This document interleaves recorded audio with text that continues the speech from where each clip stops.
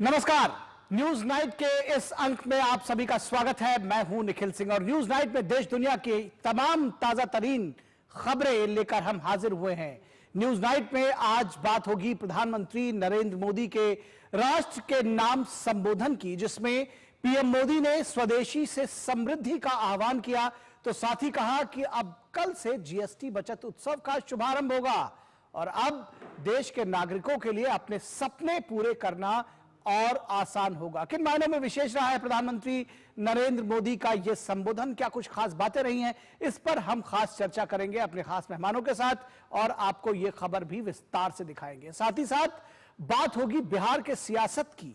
राहुल गांधी की वोटर अधिकार यात्रा के बाद अब तेजस्वी यादव की सभा में एक बार फिर तार तार हुई है भाषा की मर्यादा। प्रधानमंत्री नरेंद्र मोदी को एक बार फिर से अब शब्द कहे गए हैं। बीजेपी ने इसे लोकतंत्र का घोर अपमान बताते हुए जहां शिकायत दर्ज कराई है, वहीं आरजेडी के नेता इसका बचाव करने में जुटे हुए हैं और खुद को पाक साफ बताने की कोशिश कर रहे हैं। इसकी तमाम दलों ने भर्त्सना भी की है और क्या कुछ हो रहा है बिहार में, इस पर भी हम विस्तार से आपको खबर दिखाएंगे। लेकिन सबसे पहले न्यूज नाइट में हेडलाइंस।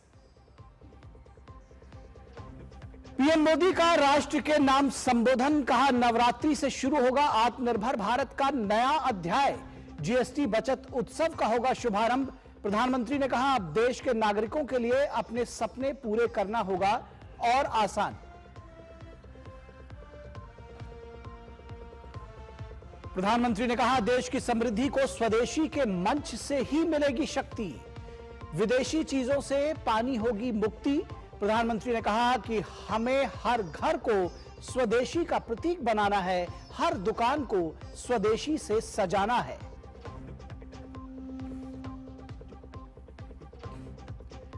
प्रधानमंत्री कल अरुणाचल प्रदेश और त्रिपुरा का करेंगे दौरा। ईटानगर में 2 प्रमुख जल विद्युत परियोजनाओं की रखेंगे आधारशिला।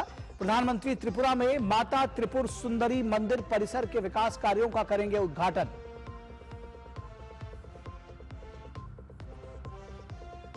राहुल गांधी की वोटर अधिकार यात्रा के बाद तेजस्वी यादव की सभा में फिर तार तार हुई भाषा की मर्यादा।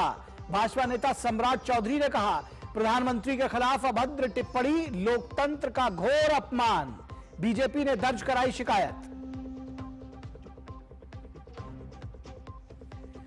और शारदीय नवरात्रि का कल से शुभारंभ, मंदिरों और पंडालों में की गई आकर्षक सजावट। प्रधानमंत्री ने महालया के अवसर पर देशवासियों को दी शुभकामनाएं।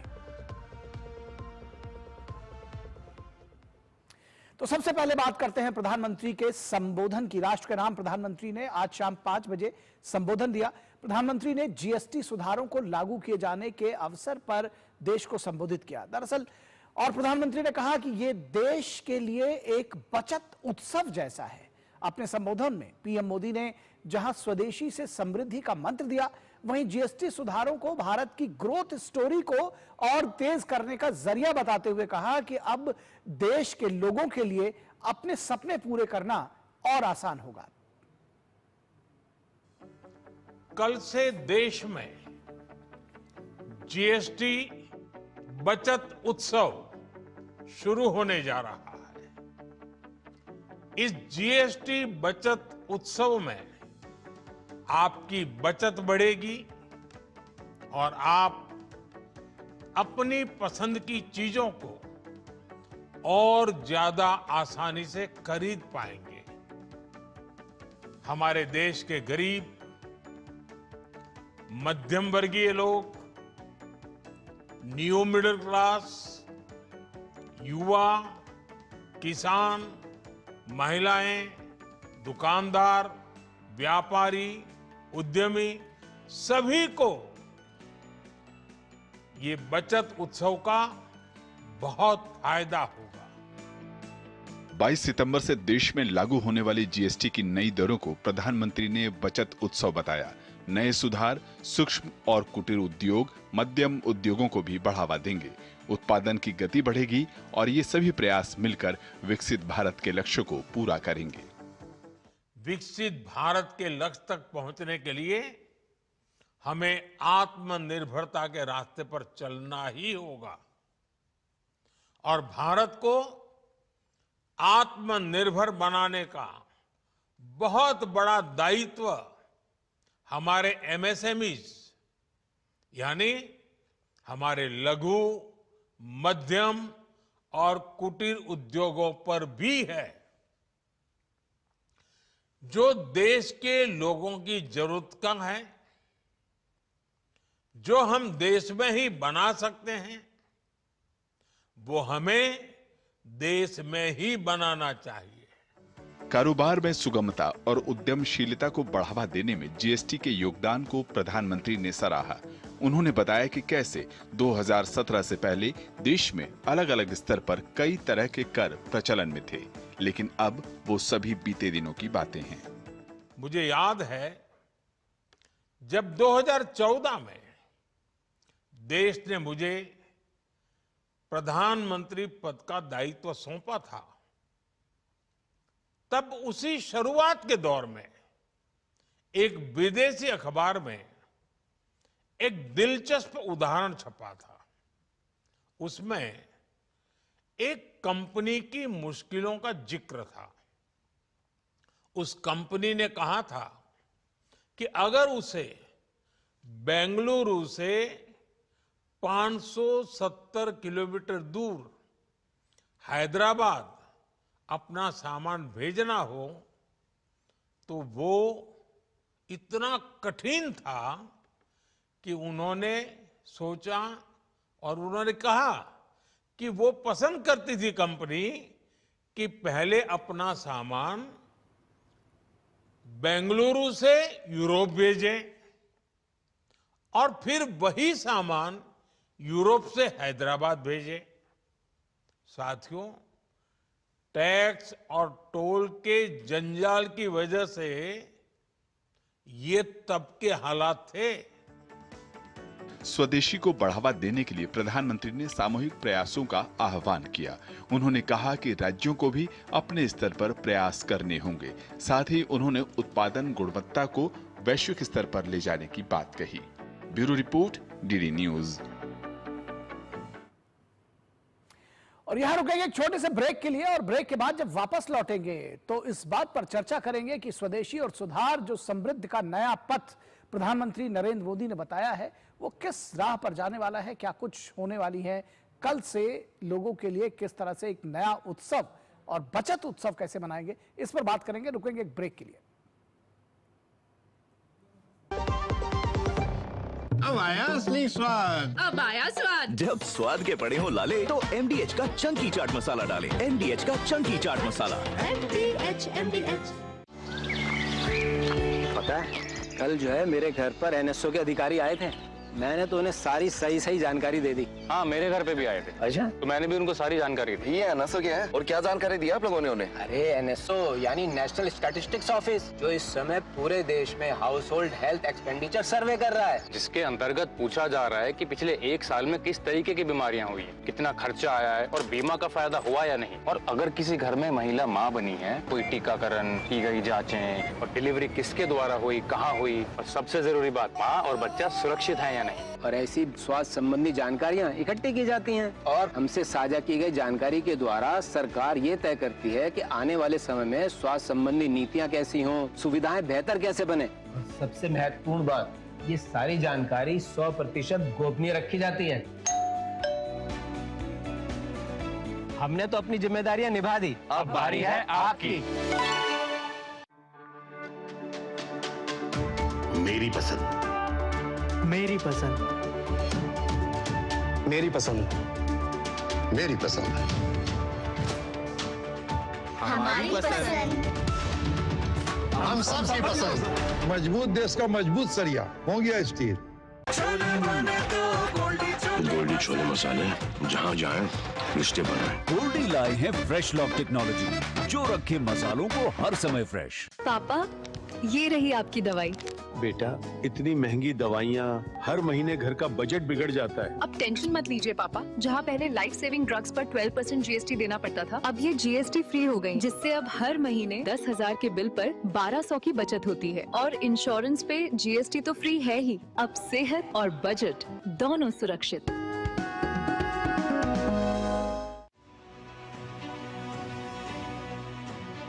दिल्ली में कारोबार करना अब आसान।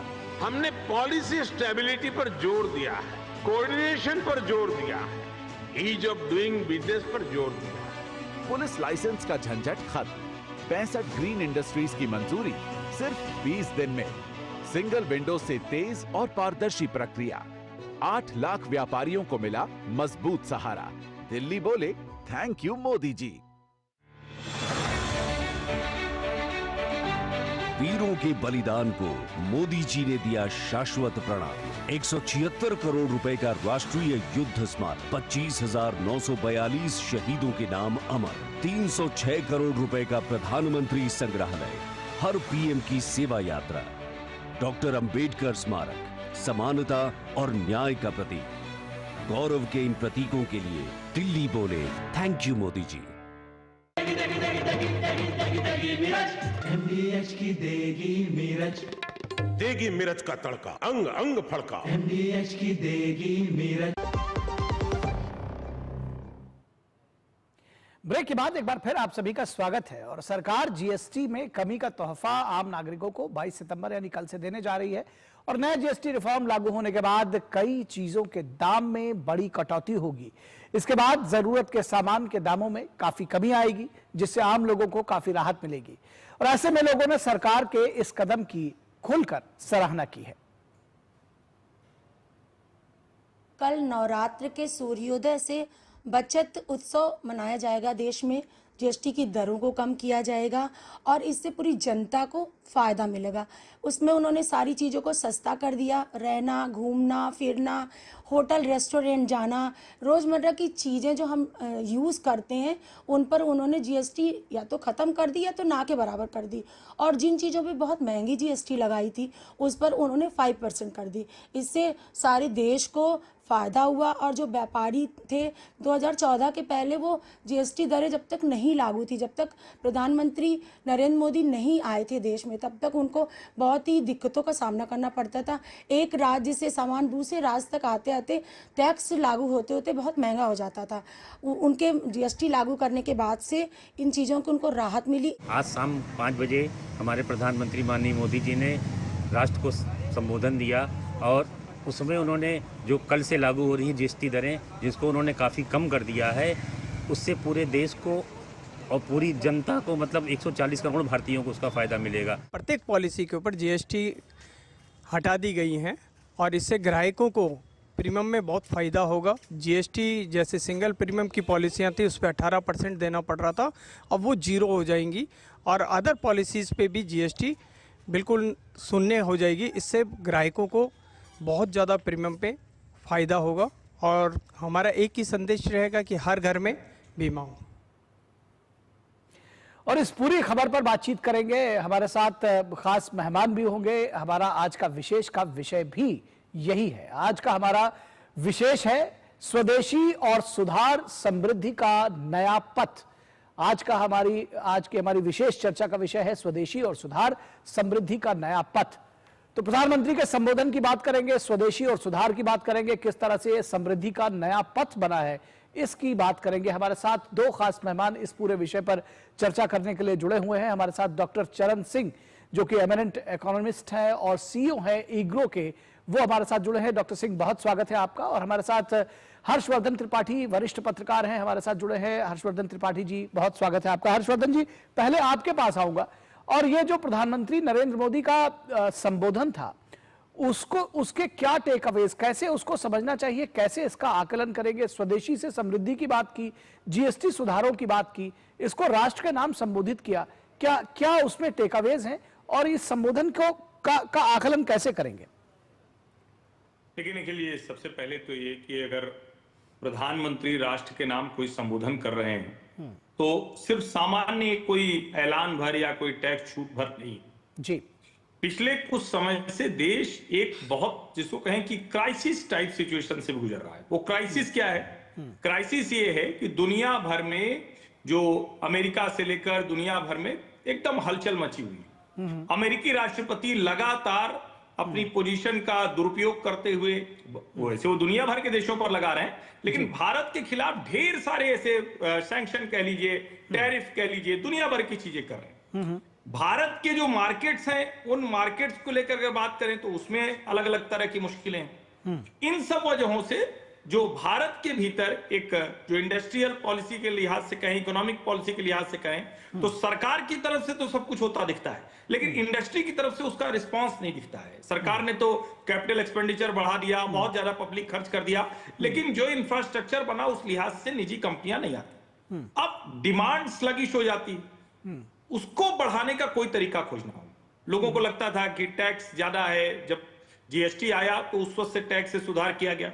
अब 8 साल बाद सरकार एक रिव्यू करती है और वो ये कहती है कि सरकार के खजाने में ये रकम आ रही है, अब उसका एक बड़ा हिस्सा हम जनता को भी दे रहे हैं। यानी टैक्स नेट में ज्यादा लोग आए, सरकार अब उसको जनता को दे रही, लेकिन उसके साथ एक बात कह रही है कि अगर हम इंपोर्टेड आइटम्स पर डिपेंडेंट रहे, जो कल भावनगर में प्रधानमंत्री नरेंद्र मोदी ने कहा था कि चिप से शिप तक हम यहां बनाएंगे, और हमारा दुश्मन कोई देश नहीं है, दूसरों पर निर्भरता है।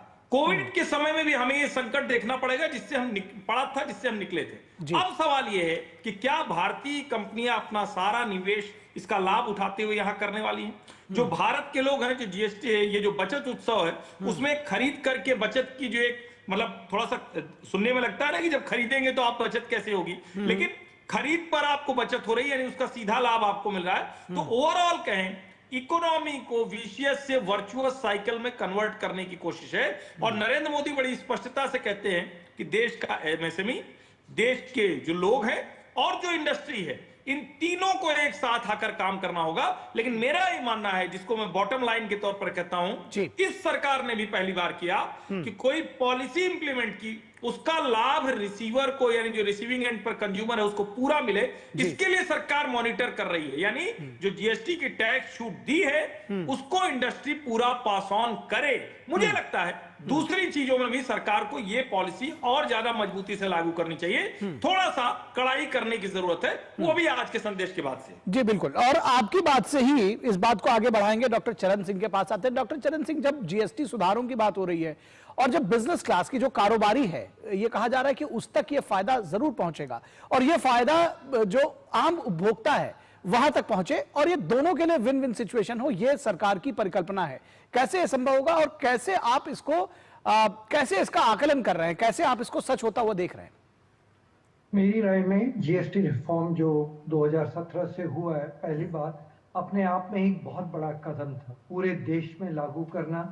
और जैसे प्रधानमंत्री जी ने अपने भाषण में भी कहा, उससे पहले 19-20 अलग अलग किस्म के प्रकार के टैक्स हुआ करते थे, उनको सबको मिलाकर एक जीएसटी बना दिया। उन्होंने बहुत अच्छा उदाहरण दिया, जो बेंगलोर से हैदराबाद गुड्स जाते और कैसे उनमें मुश्किलें आती थी, ऑक्ट्राई आता था, टाइम कितना जाता था जी। तो एक तो वो बहुत बड़ी बात थी। अब अगर आप टैक्सेशन थ्योरी पढ़ेंगे, और हम लोग इकोनॉमिक्स में आम उसको पढ़ाते हैं, उसमें हम लोग कहते हैं कैनन ऑफ कन्वीनियंस, कि टैक्स आराम से दे दिया जाए। अभी पहले इतने स्लैब्स थे और इतना मुश्किल था, अभी सीधा सा बड़े सिंपल स्लैब्स बन गए। एसेंशियल गुड्स पे 0% है, 5% सिंपल है और 18% सिंपल। और सिम टैक्स है जो 40% है, वो सिगरेट और महंगी कारों पे है। तो जो सिंप्लीफिकेशन हुई, जो कन्वीनियंस हुई, कि गांव-गांव में हर एक को अभी समझ आ गया कि टैक्स इतना है और इस प्रकार देना है, वो सबसे बड़ी बात है। इकोनॉमिक्स में एक लेफर कर्व का एक कॉन्सेप्ट है। वो लेफर कर्व का कॉन्सेप्ट ये है कि जब टैक्स थोड़ा कम हो जाता है, लोगों को लगता है टैक्स दे दो भाई, क्यों टैक्स को अवॉइड करना है और अपने कंधे पे पाप लेना है। तो उससे जो रिकवरी होती है, जो कलेक्शन होती है, वो भी और बढ़ जाती है। अब सरकार ने जिस तरीके कदम उठाए हैं, बहुत सूझबूझ से उठाए हैं, समझदारी से। जीएसटी को पहले लागू किया, उसको टेस्ट किया, स्टेट्स के साथ डिस्कस किया, मिलजुल कर, मैं कहता हूँ कोऑपरेटिव फेडरलिज्म का उदाहरण कायम किया, मिलजुल कर अभी उसको बिल्कुल सिंप्लीफाई कर दिया। उसमें स्टेट्स को और सेंटर को थोड़ा नुकसान तो हुआ ही हुआ, पर जितना उपभोक्ताओं को फायदा हो रहा है वो बहुत ज्यादा हो रहा है। अभी जो बात हो रही है देश में, हम लोग पिछले 2 वर्षों से और खास करके पिछले 3 महीनों से प्रधानमंत्री जी ने सबको कहा कि विकसित भारत बनना है 22 साल के अंदर अंदर। मुश्किल नहीं है, जी। साउथ कोरिया ने भी किया, चाइना ने भी किया, हम भी कर सकते हैं। पर हमें अपना ग्रोथ रेट जो है 6-6.5% से 8-8.5% लेके जाना है। अब उसको कैसे कर सकते हैं? सबकी भागीदारी चाहिए, सबका योगदान चाहिए। तो इसलिए मुझे लगता है कि जिस तरीके पहले भी और आज भी प्रधानमंत्री जी ने सबको कहा, लघु उद्योग को कहा, उपभोक्ताओं को कहा कि सबका योगदान चाहिए। एक तो टैक्स कलेक्शन बढ़ेगी, टैक्स कलेक्शन के बढ़ने से आप भी जानते हैं कि इंफ्रास्ट्रक्चर प्रोजेक्ट्स भी और बढ़ सकते हैं। एम्प्लॉयमेंट, रोजगार, जैसे ही टैक्स थोड़ा कम हुआ और ज्यादा उत्पादन देश के अंदर होना शुरू हो गया, स्वदेशी कह लीजिए, देश के अंदर उत्पादन शुरू हो गया, तो टैक्स कलेक्शन और भी बढ़ जाएगी। सबसे बड़ी बात जो मैं कहता हूं एक अर्थशास्त्री होने के नाते, जब देश की ग्रोथ होनी है, प्रगति होनी है, लेबर को एम्प्लॉय करना बहुत जरूरी है। कैपिटल तो हमारे पास है, लेबर को एम्प्लॉय करना बहुत जरूरी, नहीं तो लेबर वेस्ट हो जाता है। और अगर आप लेबर को एम्प्लॉय नहीं करेंगे तो आउटपुट कहां से बढ़ेगी? अगर आपका टैक्स कलेक्शन ऑप्टिमल है, जिस तरीके अभी हम लोगों ने टेस्ट कर लिया, और उससे प्रोडक्शन बढ़ गई, लघु उद्योग खास करके 12 करोड़ लोगों को एम्प्लॉय करता है और उनको एम्प्लॉय करें, और जिस प्रकार भांति भांति के प्रोडक्ट्स पे रिडक्शन दी गई है, लघु उद्योग को बहुत फायदा होगा, लेबर एम्प्लॉय होगा। लेबर एम्प्लॉयमेंट, क्योंकि हमारे पास सिर्फ 20 वर्षों के लिए डेमोग्राफिक डिविडेंड की विंडो है। वो 20 वर्षों के अंदर अंदर या तो हम अपने यंग डेमोग्राफिक का फायदा ले लें या उनका नुकसान हो जाए, देश का नुकसान। तो प्रधानमंत्री का प्रयत्न यही मुझे लग रहा है कि जो डेमोग्राफिक डिविडेंड है उसको किस तरीके से ज्यादा रोजगार दें और उसको मेन स्ट्रीम के अंदर लेके आए। तो उस प्रकार से मुझे लगता है कि सब लोगों को बीच में अभी मिलाकर बातचीत करके वो एनवायरनमेंट क्रिएट करके प्रधानमंत्री प्रयत्न कर रहे हैं कि विकसित भारत की ओर तेजी से बढ़े। जी जी जी बिल्कुल। हर्षवर्धन जी, एक तो आपने देखा होगा कि जैसे कोई भी, आप गांधी जी को ले लीजिए, कोई इस तरह का जो नेता है वो जरूरी नहीं, और खासतौर पर आपने प्रधानमंत्री को देखा होगा कि वो हर विषय पर बात करते हैं। मैंने गांधी जी का इसलिए ही उल्लेख किया कि इस तरह के नेता जो हर विषय पर बात करते हैं, प्रधानमंत्री मोटापे पर भी बात करते हैं, स्वास्थ्य पर बात करते हैं, लाल किले से वो स्वच्छता की बात करते हैं, बहुत सारे ऐसी चीजें जिस पे वोट नहीं मिलता उसकी भी वो बात करते हैं। और ऐसे में जब वो कुछ कहते हैं तो देश इंस्पायर होता है। ये जो स्वदेशी का इंस्पिरेशन है, ये इसको किस तरह से आप देखते हैं कि ये प्रधानमंत्री, क्योंकि सिर्फ आजकल ही नहीं बल्कि लगातार इसको वो कहते रहे हैं कि आत्मनिर्भर भारत, स्वदेशी, ये हमारे लिए हमारे विकास का मूल मंत्र है और इस पर हमको आना ही होगा। देखिए निखिल जी, जब प्रधानमंत्री दिल्ली आए तो सबसे पहले उन्होंने इसे एजेंडे के तौर पर लिया। लेकिन ये ठीक बात है कि कई बार स्वदेशी को लेकर कई तरह का भ्रम भी होता है। जैसे मैं देख रहा हूं कि आज ही आलोचना होने लगी कि फलाने ब्रांड का शर्ट पहनेंगे कि नहीं, पैंट पहनेंगे कि नहीं, जूता पहनेंगे कि नहीं। तो अब उनमें से बहुत से लोगों को तो यही जानकारी नहीं है कि जितने भी ब्रांडेड कपड़े होते हैं उनमें से अधिकांशतः जो अमेरिका में भी बिकते हैं वो भारत में बने होते हैं, बांग्लादेश में बने होते हैं, दूसरे देशों में बने। ये उनको जानकारी नहीं। इसका एक सबसे अच्छा तरीका प्रधानमंत्री ने बताया कि किस रंग की रकम आ रही इससे मतलब नहीं, डॉलर हो, पाउंड हो, कोई भी हो, मूल क्या है, हमारे लोगों का पसीना लगा होना चाहिए। बड़ी सीधी सी बात है कि अगर कोई विदेशी कंपनी भारत में आकर काम कर रही है, अपनी फैक्ट्री लगाकर उत्पादन कर रही है, वो हम प्रोडक्ट खरीदें। अब जो प्रधानमंत्री कहते हैं कि आप जरा सोचिए, आपके ध्यान में आता है क्या कि विदेशी चीज हम रोज इस्तेमाल कर रहे हैं, हमें पता ही नहीं।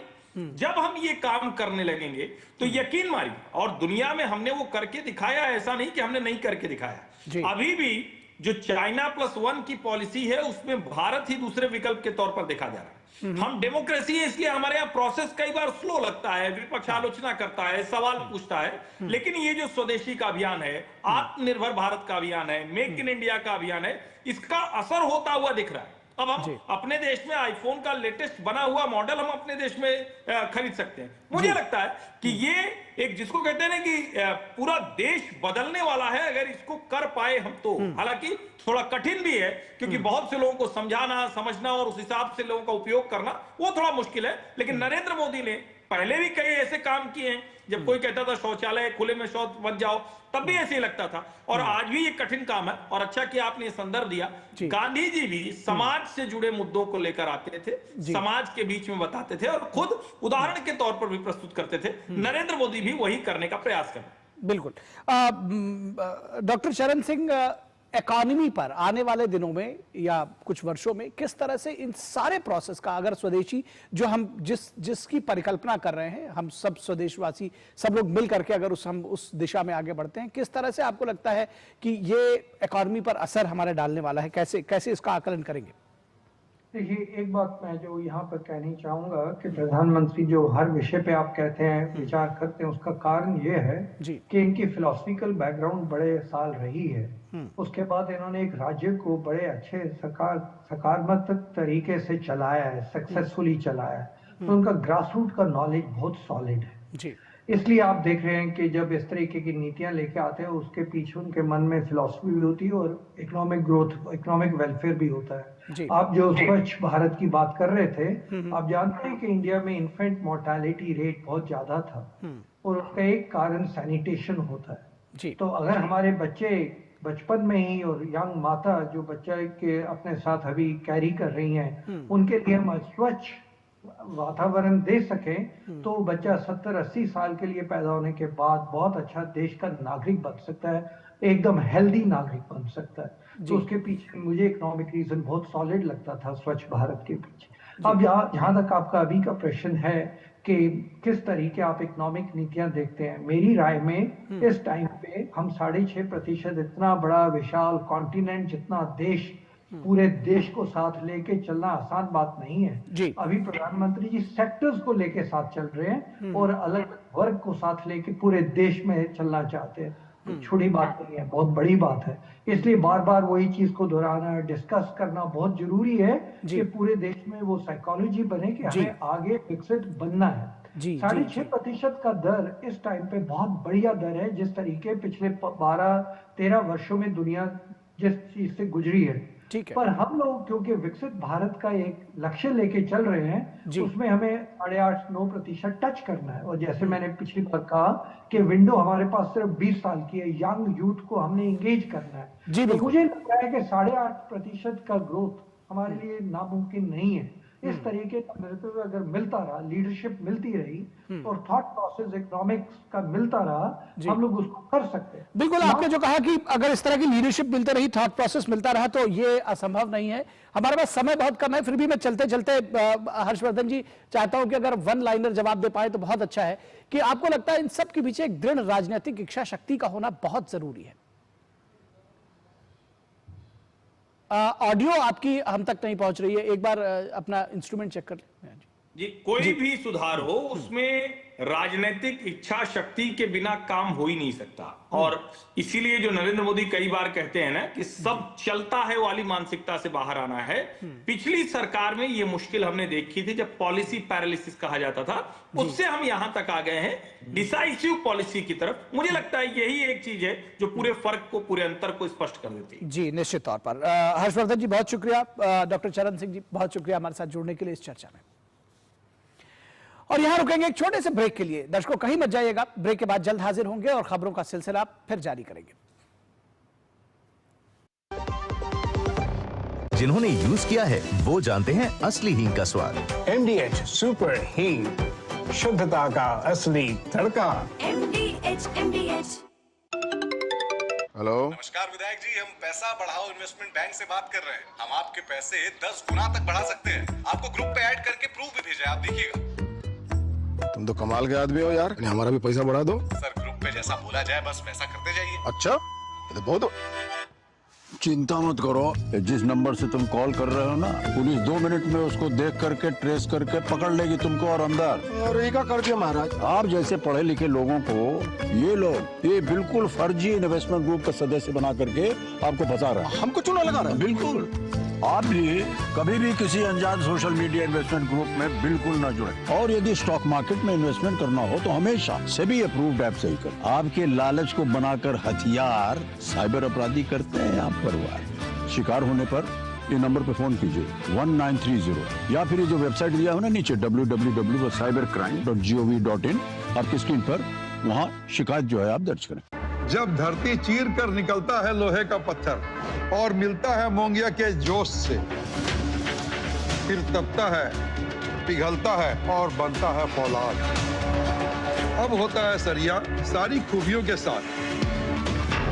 मोंगिया स्टील, मजबूत देश का मजबूत सरिया। यार, उम्र के साथ मेडिकल बिल्स भी बढ़ रहे हैं। बिल्कुल, इसलिए हेल्थ इंश्योरेंस तो जरूरी है, पर भाई प्रीमियम बहुत कॉस्टली पड़ता है। अब नहीं, सरकार ने हेल्थ इंश्योरेंस को जीएसटी फ्री कर दिया है। वाह, मतलब मेरी अगले प्रीमियम पे 5,000 से ज्यादा की जीएसटी बचत।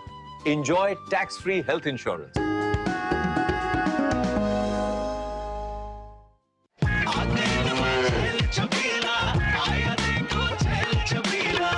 एक कपिला, अरे भाई सब एक ही जैसा होता है। ये लो साधारण पशु आहार।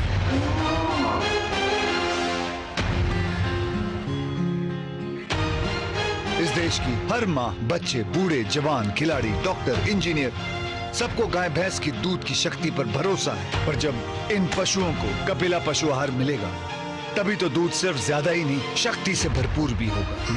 और ये सच जानते हुए चंद पैसों के लिए तुम देश का भरोसा तोड़ दो। कपिला पशु आहार, देश का नंबर 1 पशु आहार। दादी के हाथों का जादू और खुशबू से महकता घर। MDH गरम मसाला, असली मसालों से भरा हूँ मैं, क्योंकि हर रिश्ता है स्वाद से जुड़ा। स्वागत है आपका ब्रेक के बाद।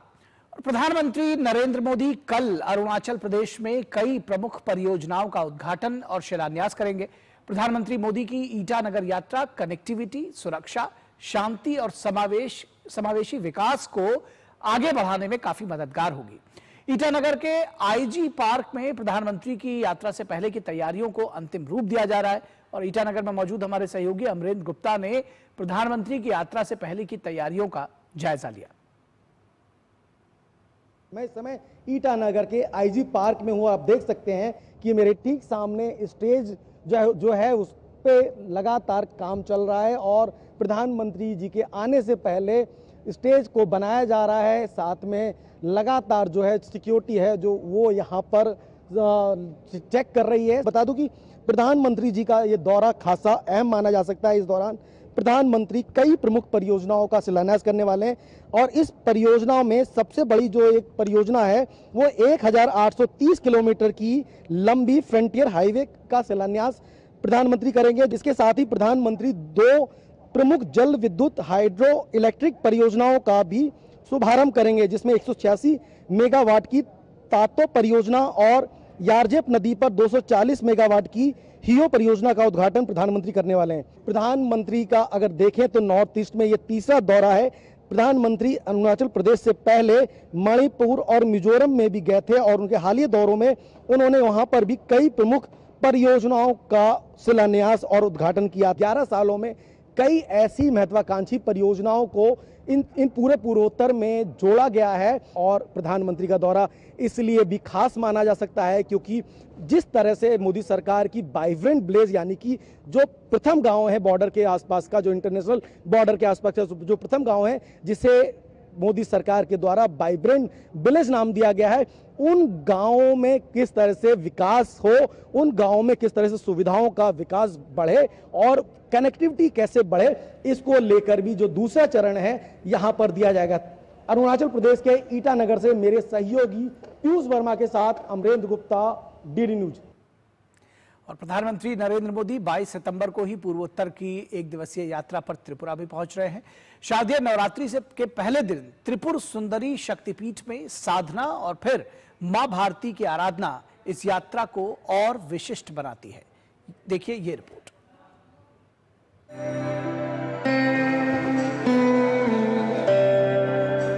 त्रिपुरा सुंदरी मंदिर 51 शक्तिपीठों में से एक है। 500 वर्ष पूर्व महाराजा धन्य माणिक ने इस मंदिर का निर्माण करवाया था। श्रद्धालुओं की बढ़ती संख्या के मुताबिक मंदिर के कायाकल्प का कार्य अब पूरा हो चुका है। प्रधानमंत्री इसी नवनिर्मित कॉम्प्लेक्स का सोमवार को उद्घाटन करेंगे। अन्य प्रधानमंत्री जी जब आएंगे पूरा देश पूरा दुनिया जानेंगे जो शक्तिपीठ यहाँ पर है और इससे हम लोग को काफी फायदा होगा। मंदिर को प्रसाद यानी pilgrimage rejuvenation and spiritual heritage augmentation drive योजना के तहत नया रंग रूप दिया गया है। अगस्त 2021 में इसकी शुरुआत हुई थी, जो अब पूरा हो चुका है। 52 करोड़ रुपए से ज्यादा की लागत से 6,784 वर्ग मीटर की निचली मंजिल पर एक विशाल लॉबी, 2 मल्टीपल हॉल और प्रसाद घर तैयार किया गया है। दूसरी मंजिल पर 2,317 वर्ग मीटर में पुरोहितों के लिए आवासीय कक्ष और कॉरिडोर विकसित किया गया है। 7,355 वर्ग मीटर की छत पर मुख्य मंदिर, शिव मंदिर, 5 जलाशय, ध्यान स्थल, तीर्थयात्री शेड और 380 वर्ग मीटर की खूबसूरत लैंडस्केपिंग सजाई गई है। दिव्यांग एवं वृद्ध श्रद्धालुओं के लिए लिफ्ट की सुविधा भी प्रदान की गई है। पहले का था वो जो ट्रेडिशनल वाला, अभी जैसे मॉडर्नाइजेशन के साथ ट्रेडिशनल को एक अच्छे बैलेंस के साथ रखा हुआ है, ये भी बहुत अच्छा है। त्रिपुरा के पब्लिक को बहुत अच्छा लग रहा है। पहले जो सिस्टम था वो सिस्टम से थोड़ा बेहतर है, और नीचे जो दुकान जो बना के रखे हैं उसके लिए तो और भी बेहतर है। पब्लिक के लिए अच्छा होगा, दुकानदारों के लिए अच्छा होगा, और यहाँ का तो बिजनेस का तो क्या कहना है। हमारा त्रिपुरा का जो आदमी है सबको सुनकर ये खबर अभी तक पहुँच गया है। सभी लोग बेतुबी से इंतजार कर रहे हैं प्रधानमंत्री जी कब आएंगे। देश के हर मंदिरों के लिए इस तरह की व्यवस्था हो, ऊंची व्यवस्था हो, अच्छी व्यवस्था हो। दर्शनाभिलाषी को जितनी सहूलियत मिलेगी उतनी लोग आएंगे, और उस स्थान का, उस लोगों का, उनके लोगों का, वहाँ के आसपास के समाज का विकास होगा। प्रधानमंत्री मोदी के नेतृत्व में केंद्र सरकार विकास के साथ साथ विरासत को महत्व दे रही है। शारदीय नवरात्र के पहले ही दिन माता त्रिपुरा सुंदरी के इस नए कॉम्प्लेक्स का लोकार्पण श्रद्धालुओं के लिए एक विशेष भेंट जैसा है। ये भव्य कॉम्प्लेक्स त्रिपुरा की सांस्कृतिक और आध्यात्मिक धरोहर को नई ऊंचाई प्रदान करेगा। मां त्रिपुरा सुंदरी देवी का ये नवनिर्मित परिसर, जहां एक तरफ आस्था, संस्कृति और आधुनिकता का संगम बना है, वहीं दूसरी तरफ श्रद्धालुओं और स्थानीय लोगों के लिए भी ये वरदान साबित होगा। सहयोगी रवि और कैमरामैन सुब्रतो के साथ मैं उर्मिलेश भट्ट, डीडी न्यूज, उदयपुर, त्रिपुरा। और यहां रुकेंगे एक छोटे से ब्रेक के लिए, कहीं मत जाइएगा, जल्द हाजिर होंगे।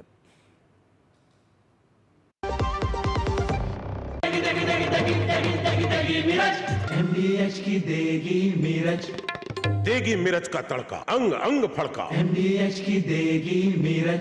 यशस्वी प्रधानमंत्री नरेंद्र मोदी जी के मार्गदर्शन में माननीय मुख्यमंत्री योगी आदित्यनाथ जी द्वारा अपनाई गई परंपरा के साथ प्रगति की नीति गोवंश संरक्षण और गोधन इकोनॉमी की दिशा में समूचे देश के लिए बन गई एक मॉडल योजना। 2018-19 में निराश्रित गोवंश की समस्या के निदान हेतु स्पष्ट नीति निर्धारण के बाद प्रदेश में अवैध बूचड़खाने बंद हो गए। 2017 से पहले सिर्फ 100 गो आश्रय स्थल थे। 2025 में जिनकी संख्या 7,700 से भी अधिक हो चुकी है। मुख्यमंत्री सहभागिता योजना के अंतर्गत गोवंश के भरण पोषण के लिए डीबीटी के माध्यम से वितरित की जा रही है सहायता राशि। 2017 के बाद गोधन उत्पादों के अर्थतंत्र को पहली बार समझा गया तो आर्थिक उन्नति का नया मॉडल भी स्थापित हो गया। महिला स्वयं सहायता समूहों की सक्रिय भूमिका ने ग्रामीण क्षेत्रों में सृजित किए रोजगार के नए अवसर। काम दमदार, डबल इंजन सरकार। यार, उम्र के साथ मेडिकल बिल्स भी बढ़ रहे हैं। बिल्कुल, इसलिए हेल्थ इंश्योरेंस तो जरूरी है, पर भाई प्रीमियम बहुत कॉस्टली पड़ता है। अब नहीं, सरकार ने हेल्थ इंश्योरेंस को जीएसटी फ्री कर दिया है। वाह, मतलब मेरी अगले प्रीमियम पे 5,000 से ज्यादा की जीएसटी बचत। Enjoy tax free health insurance.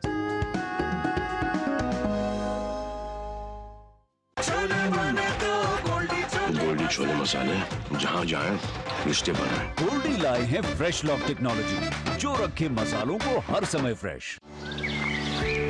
पता है, कल जो है मेरे घर पर एनएसओ के अधिकारी आए थे। मैंने तो उन्हें सारी सही जानकारी दे दी। हाँ, मेरे घर पे भी आए थे। अच्छा, तो मैंने भी उनको सारी जानकारी दी। ये एनएसओ क्या है और क्या जानकारी दी आप लोगों ने उन्हें? अरे एनएसओ यानी नेशनल स्टैटिस्टिक्स ऑफिस, जो इस समय पूरे देश में हाउस होल्ड हेल्थ एक्सपेंडिचर सर्वे कर रहा है, जिसके अंतर्गत पूछा जा रहा है कि पिछले 1 साल में किस तरीके की बीमारियां हुई है, कितना खर्चा आया है और बीमा का फायदा हुआ या नहीं। और अगर किसी घर में महिला माँ बनी है, कोई टीकाकरण की गई जाँचें और डिलीवरी किसके द्वारा हुई, कहाँ हुई, और सबसे जरूरी बात, माँ और बच्चा सुरक्षित है या नहीं।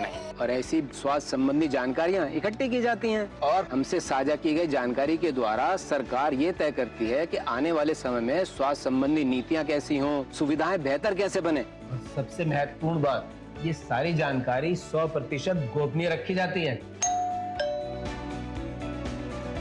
हमने तो अपनी जिम्मेदारियां निभा दी, अब बारी है आपकी। जिन्होंने यूज किया है वो जानते हैं असली हींग का स्वाद। MDH सुपर हींग, शुद्धता का असली तड़का। MDH। ब्रेक के बाद एक बार फिर आप सभी का स्वागत है और अब बात करेंगे बिहार के सियासत की और राजनीति के लगातार गिरते स्तर की।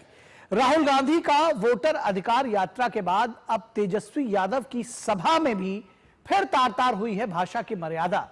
प्रधानमंत्री नरेंद्र मोदी को फिर से अपशब्द कहे गए हैं। भाजपा ने इसे लोकतंत्र का घोर अपमान बताते हुए जहां शिकायत दर्ज कराई है, वहीं आरजेडी के नेता इसका बचाव करने में जुटे हुए हैं और खुद को पाक साफ बताने की कोशिश कर रहे हैं। इस बीच लालू प्रसाद यादव के घर में कलह और तेज हो गई है जब लालू प्रसाद की बेटी रोहिणी आचार्य ने तेजस्वी यादव और राजद के कई सदस्यों को एक्स पर अनफॉलो कर दिया। तो बिहार में सियासी घमासान तेज है, देखिए यह रिपोर्ट।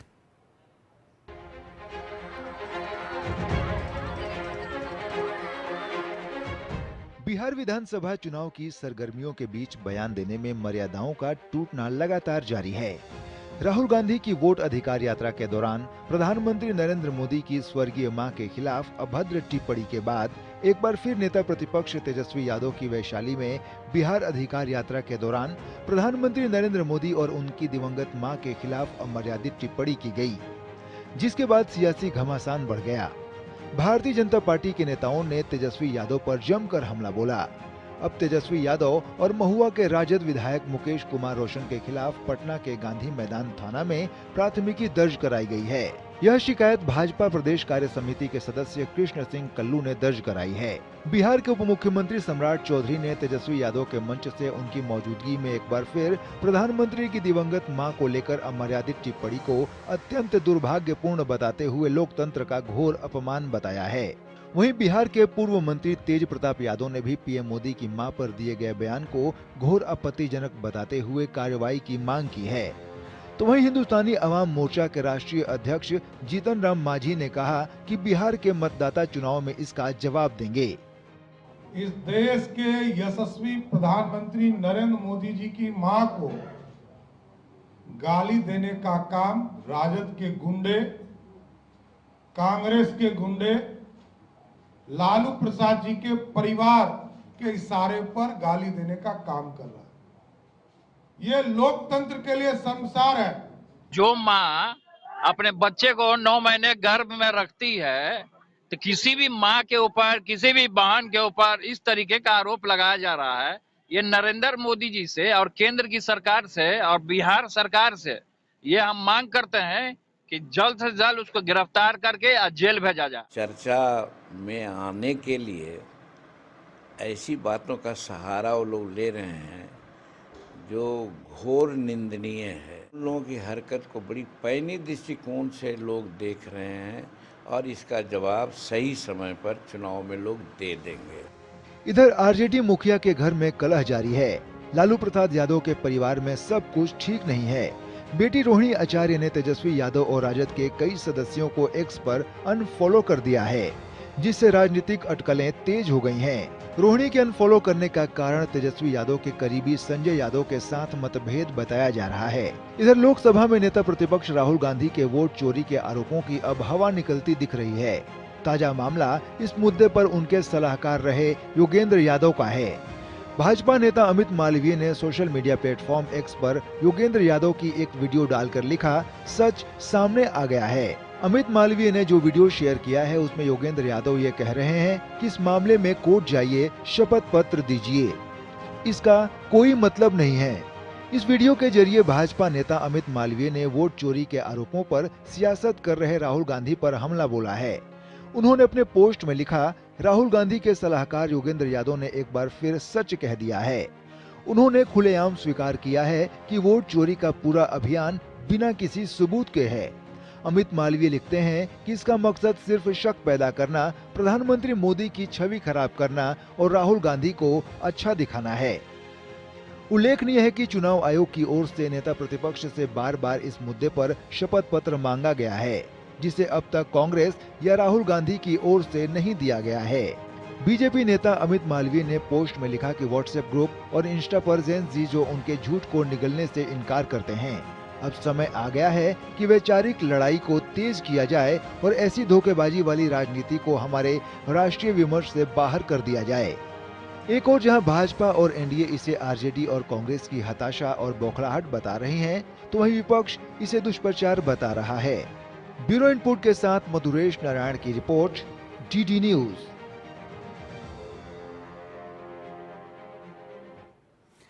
और अब बात करेंगे एक ऐसी खबर की जो देशवासियों को दरअसल जिसने शोक पे डाला है। बात हो रही है असम के फिल्मों के एक ऐसे अद्भुत चितेरे की जिसका जाना लोगों को अखर गया।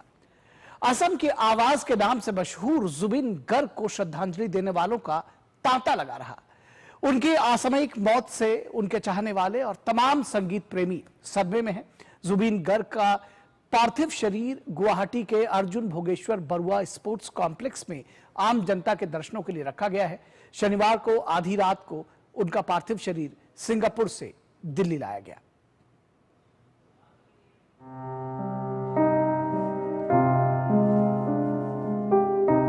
लोकप्रिय गायक और असम की आवाज के नाम से मशहूर जुबिन गर्ग के असामयिक निधन ने देश भर के संगीत प्रेमियों को सदमे में डाल दिया है। जुबिन गर्ग का पार्थिव शरीर गुवाहाटी के अर्जुन भोगेश्वर बरुआ स्पोर्ट्स कॉम्प्लेक्स में आम जनता के दर्शन के लिए रखा गया है। शनिवार की आधी रात को उनका पार्थिव शरीर सिंगापुर से दिल्ली लाया गया। इंदिरा गांधी अंतर्राष्ट्रीय हवाई अड्डे पर असम के मुख्यमंत्री हिमंता बिस्वा शर्मा ने उन्हें श्रद्धांजलि दी। गुवाहाटी के गोपीनाथ बोरदोलोई अंतर्राष्ट्रीय हवाई अड्डे पर जुबिन के प्रशंसकों की भारी भीड़ उमड़ी। राज्य सरकार ने 3 दिन के राजकीय शोक की घोषणा की है। गौरतलब है कि बीते 19 सितंबर को सिंगापुर में स्कूबा डाइविंग के दौरान उनकी मृत्यु हो गई थी। देश भर में संगीत प्रेमियों ने अपने पसंदीदा गायक को भावभीनी श्रद्धांजलि दी। असम में भी उनके घर पर गुनगुनाहट के बादशाह कहे जाने वाले गायक को भावुक प्रशंसकों ने नम आंखों से श्रद्धांजलि दी।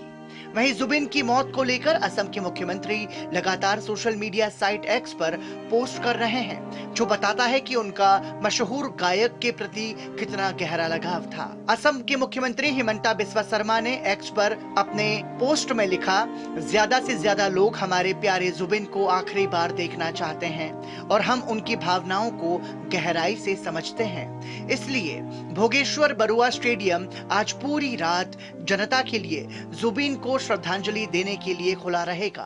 कल भी जुबिन का पार्थिव शरीर लोगों के दर्शन के लिए रखा जाएगा। जुबिन ने अपनी संगीत यात्रा की शुरुआत मात्र 3 साल की उम्र से की थी। जुबिन को संगीत की पहली शिक्षा उनकी मां से मिली थी। बाद में उन्होंने पंडित रॉबिन बनर्जी से 11 साल तक तबला सीखा। जुबिन ने रोमानी राय से असमीज फोक म्यूजिक की शिक्षा ली थी। असम की आवाज कहे जाने वाले जुबिन गर्ग ने 40 से अधिक भाषाओं और बोलियों में गाने गाए। उन्होंने हिंदी सिनेमा की कई फिल्मों के लिए भी गाने गाए।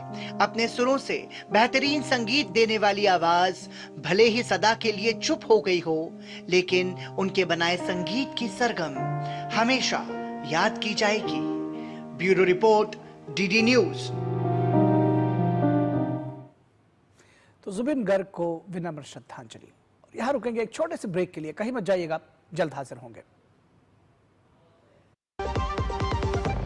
सस्ते वाले दाल मसाले स्वाद हुआ बेकार, MDH की हल्दी मिर्ची धनिया करे कमाल। ये रंग दे, ये खुशबू दे, ये तीखा, ये कम पड़े। क्या निराला MDH मसाला। यार, उम्र के साथ मेडिकल बिल्स भी बढ़ रहे हैं। बिल्कुल, इसलिए हेल्थ इंश्योरेंस तो जरूरी है, पर भाई प्रीमियम बहुत कॉस्टली पड़ता है। अब नहीं, सरकार ने हेल्थ इंश्योरेंस को GST फ्री कर दिया है। वाह, मतलब मेरी अगले प्रीमियम पे 5,000 से ज्यादा की GST बचत। Enjoy tax free health insurance.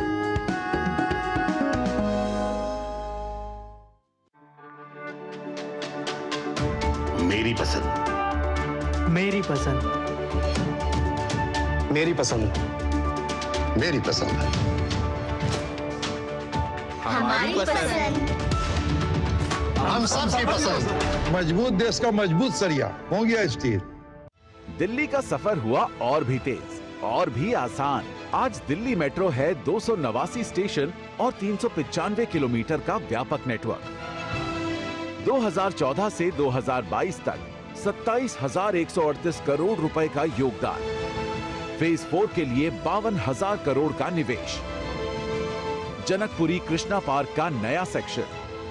Travelling को कन्वीनियंट बनाने के लिए दिल्ली बोले थैंक यू मोदी जी। भारत का जीएसटी अब और भी आसान। 4 स्लैब घटकर रह गए सिर्फ 2, 18% और 5%। रोजमर्रा का सामान सस्ता, पढ़ाई और हेल्थ पर जीएसटी फ्री, कार बाइक पर हजारों की बचत, मिडिल क्लास की सालाना बचत 40,000 रुपए तक। नेक्स्ट जेन जीएसटी के लिए दिल्ली बोले थैंक यू मोदी जी।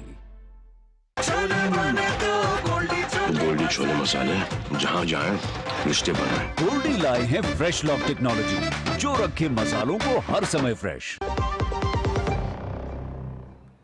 स्वागत है आपका ब्रेक के बाद। और भारत की रचनात्मक छाप ने रविवार को बुसान अंतर्राष्ट्रीय फिल्म महोत्सव में अपनी सशक्त उपस्थिति दर्ज कराई।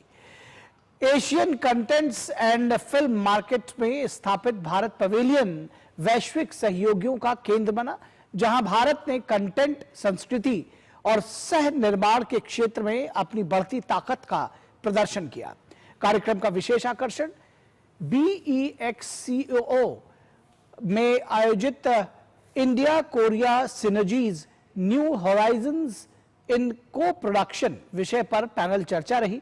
चर्चा में भारत और कोरिया की फिल्म और क्रिएटिव इंडस्ट्री से जुड़े प्रमुख लोग शामिल हुए। पैनल में सूचना और प्रसारण मंत्रालय के संयुक्त सचिव पृथ्वी कुमार, निर्माता अर्फी लांबा, एंडोलॉजी स्टूडियोज की CEO जे अलीमोली, स्टूडियोज के CEO हियो, सियोल स्थित भारत दूतावास के मिशन उप प्रमुख निशिकांत सिंह और टीवी कलाकार अभिषेक गुप्ता मौजूद रहे। चर्चा में इस बात पर जोर दिया गया कि भारत किस तरह अंतर्राष्ट्रीय सहयोग को बढ़ावा दे रहा है। को प्रोडक्शन ट्रीटीज विदेशी फिल्म निर्माताओं के लिए सब्सिडी और भारत को प्रीमियर शूटिंग डेस्टिनेशन के तौर पर प्रमोट करना उसी दिशा में महत्वपूर्ण कदम है। यह सत्र भारत कोरिया के बीच सांस्कृतिक और सिनेमाई साझेदारी के नए अध्याय की शुरुआत माना जा रहा है, जिसका लक्ष्य ऐसे कंटेंट तैयार करना है जो केवल एशिया ही नहीं बल्कि पूरी दुनिया में दर्शकों के साथ जुड़ सके। चर्चा के दौरान भारतीय दूतावास के मिशन उप प्रमुख निशिकांत सिंह ने कहा कि भारत और दक्षिण कोरिया दोनों देशों का कंटेंट एक दूसरे के यहां लोकप्रिय हो रहा है।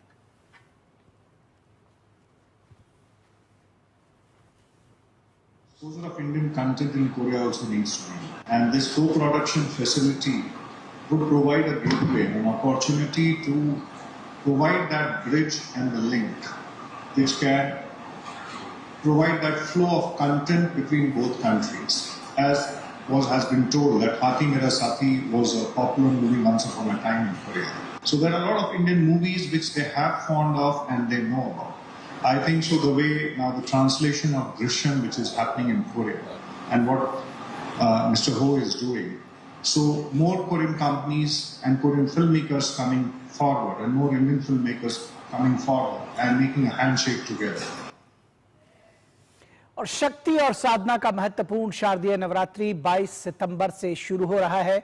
9 दिनों तक चलने वाले इस उत्सव का प्रत्येक दिन मां दुर्गा के एक विशिष्ट स्वरूप को समर्पित है। ऐसे में देश भर के मंदिरों और घरों में मां दुर्गा की आराधना और पूजा पाठ होगा। देश के अलग अलग हिस्सों में नवरात्रि को अलग अलग रूपों में मनाया जाता है, लेकिन इस बार शक्ति आराधना का महत्वपूर्ण 9 दिन के बजाय 10 दिन का है।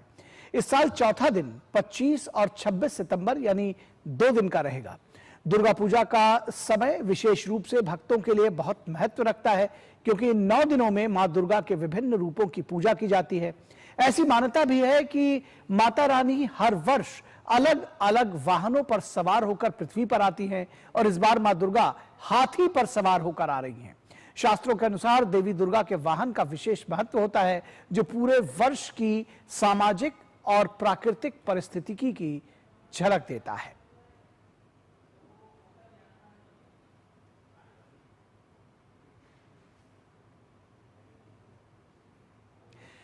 तो हम न्यूज नाइट के अंत में पहुंच चुके हैं, लेकिन जाते जाते आपको छोड़े जाएंगे कुछ महत्वपूर्ण खबरों के साथ, जिन्हें देखिए आप फटाफट अंदाज में, और हमें दीजिए इजाजत। नमस्कार। केंद्रीय गृह मंत्री अमित शाह ने जोधपुर में पारसमल बोहरा नेत्रहीन महाविद्यालय के नए भवन का शिलान्यास किया। कार्यक्रम को संबोधित करते हुए अमित शाह ने कहा कि दिव्यांग शब्द का इस्तेमाल करके प्रधानमंत्री ने देश के सभी दिव्यांग व्यक्तियों में आत्मसम्मान और पहचान की एक नई भावना के साथ साथ आत्मनिर्भर बनने का सपना भी जगाया है। लोकसभा अध्यक्ष ओम बिरला ने राजस्थान के कोटा में नयापुरा स्थित महाराव उम्मेद सिंह स्टेडियम से नमो युवा रन नशा मुक्त भारत के लिए दौड़ का शुभारंभ किया। हजारों की संख्या में जुटे युवाओं को संबोधित करते हुए उन्होंने कहा कि यह दौड़ केवल फिटनेस का प्रतीक नहीं, बल्कि राष्ट्र निर्माण में युवा शक्ति की भागीदारी का संदेश है। सेवा पखवाड़ा के तहत लखनऊ में नमो मैराथन का आयोजन किया गया। मुख्यमंत्री योगी आदित्यनाथ ने नशा मुक्त भारत के लिए नमो युवा रन को हरी झंडी दिखाकर रवाना किया। प्रधानमंत्री नरेंद्र मोदी के जन्मदिन के मौके पर भाजपा 17 सितंबर से 2 अक्टूबर तक सेवा पखवाड़ा मना रही है। नई दिल्ली स्थित एम्स में स्वस्थ नारी सशक्त परिवार अभियान का आयोजन किया गया। इस अभियान के तहत महिलाओं के लिए निःशुल्क स्वास्थ्य जांच परामर्श कैंप का आयोजन किया गया। इस मौके पर मोटिवेशनल लाइफ मास्टर दिल्ली विश्वविद्यालय में शानदार प्रदर्शन कर 4 में से अध्यक्ष सहित 3 पदों पर जीत दर्ज करने के बाद अब हैदराबाद केंद्रीय विश्वविद्यालय छात्र संघ चुनाव में एबीवीपी ने दूसरे छात्र संगठनों का सूपड़ा साफ कर दिया है। भारतीय सिनेमा के सर्वोच्च सम्मान दादा साहेब फाल्के पुरस्कार से सम्मानित होने पर दिग्गज अभिनेता मोहनलाल ने इसे मलयालम फिल्म उद्योग को समर्पित किया है। अभिनेता मोहनलाल ने दादा साहब फाल्के पुरस्कार को अपने जीवन का सबसे महान क्षण बताया है।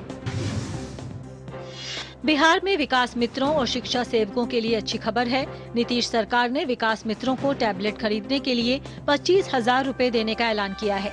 वहीं इनका परिवहन भत्ता और स्टेशनरी भत्ता भी बढ़ा दिया है। अब इन्हें परिवहन भत्ता 1900 रूपए की जगह 2500 रूपए और स्टेशनरी भत्ता 900 रूपए की जगह 1500 रूपए दिया जाएगा।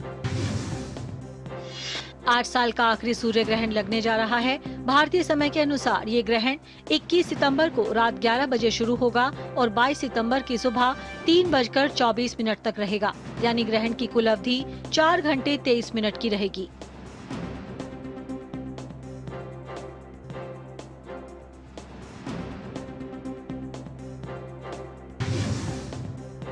प्रसार भारती के पूर्व सीईओ के.एस. शर्मा का लंबी बीमारी के बाद आज हैदराबाद में निधन हो गया। वे 80 वर्ष के थे। 1968 बैच के आईएएस अधिकारी शर्मा आंध्र प्रदेश कैडर के थे। उन्होंने दूरदर्शन के महानिदेशक के रूप में कार्य किया और डीडी डायरेक्ट टू होम और डीडी डायरेक्ट प्लस के शुभारंभ में महत्वपूर्ण भूमिका निभाई।